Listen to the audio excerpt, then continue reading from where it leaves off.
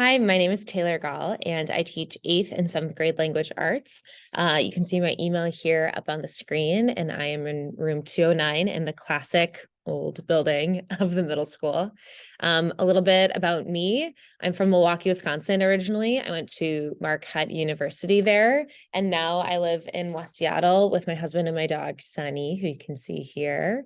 I love learning new things. I completed my master's degree through the University of Illinois several years ago.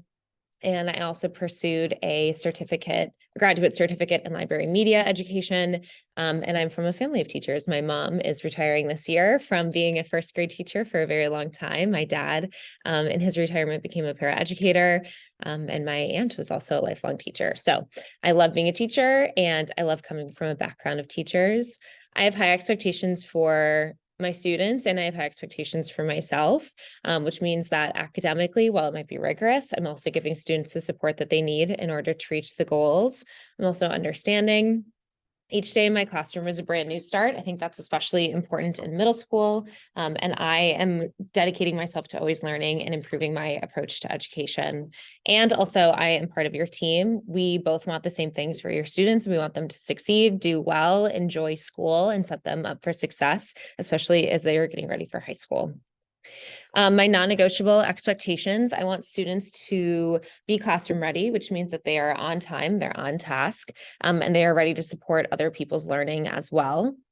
I also want students to be responsible for their own learning, especially in 8th grade. I want them to be asking good questions, advocating for their grades, making sure that they are responsible for what they put into the class. And then also, I expect students to be open to new perspectives. It's important that we are able to work together and that they can understand people who might not believe the same things that they do, but it's still important to be able to work together. Class procedures, I do not let students have their phones out. Please encourage students to not use their phone during school. That is a big rule for me this year. The first time that I notice a phone, it's a nonverbal warning, usually a look or a point of some sort. And then the second time, I put it on my desk so that students aren't distracted. A lot of research has come out about multitasking, and multitasking just does not work with young developing brains. So in order for them to be engaged in class, I want to make sure that their phones are away. I will sometimes let them use phones for music, but that really depends. Books, I expect kids to have some sort of a free reading book.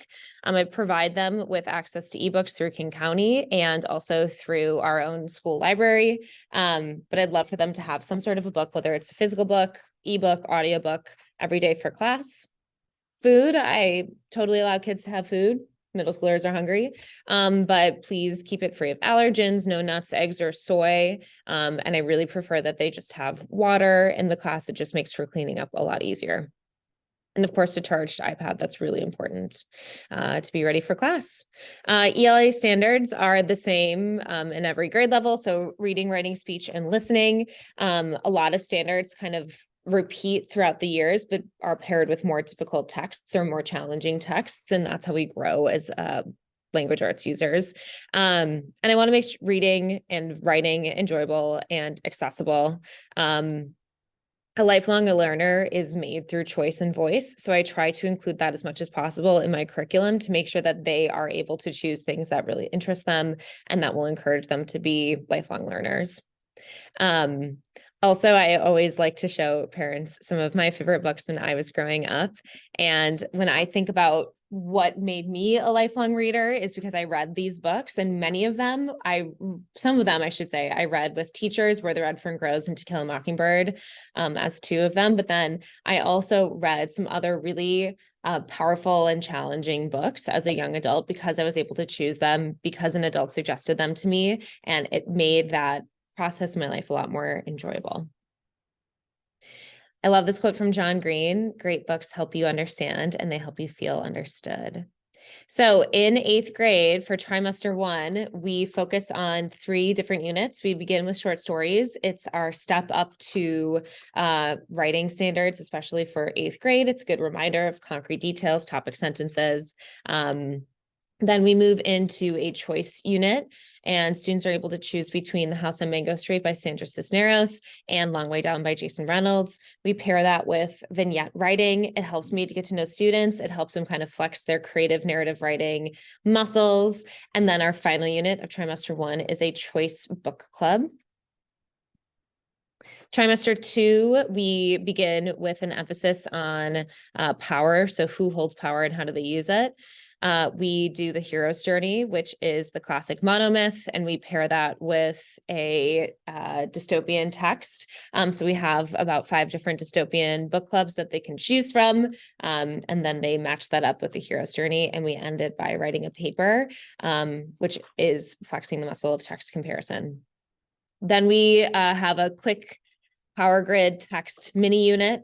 Students are able to choose from lots of different types of texts, including podcasts, including TED Talks and short stories and poems, and they all center on the themes of power.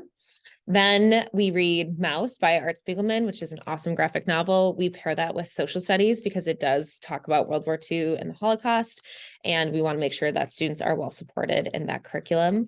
So our awesome social studies department pairs with us to provide students with the historical background that we need in order to empathetically access this text. And then our final unit of trimester 2 is a power choice unit, and students have the choice between 3 awesome novels. They work with other students to set up their reading schedules and to explore those themes of power. And finally, trimester 3, we do To Kill a Mockingbird, which is a big unit. This is sort of our step up to high school unit.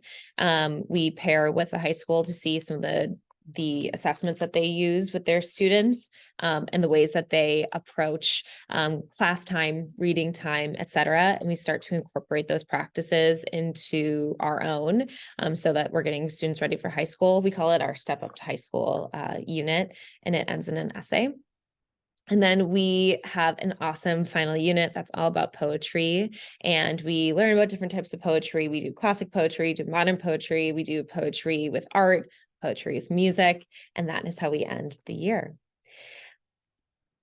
Late and redo work. I have a late work form, and any formative work and any summative work, any work that goes into the grade book is accessible through the late work form. I don't make students turn in practice work late. I expect students to do practice work every day, but I'm not having them turn that into the late work folder. This is something I've gone over really extensively with students in class, so they should understand this process. I also, of course, allow students to do redo work. I do ask, though, that redo work is an opportunity for them to show learning, and not necessarily I'm redoing it until I get a 4. I want it to be after they've reflected and after they have, considered the ways that they can improve their work. And then I really am excited about redo work. So students will really understand this soon. How you can help students: refer to Schoology for rubrics and feedback. Ask students to communicate with me. That's something I'm really trying to emphasize as 8th graders.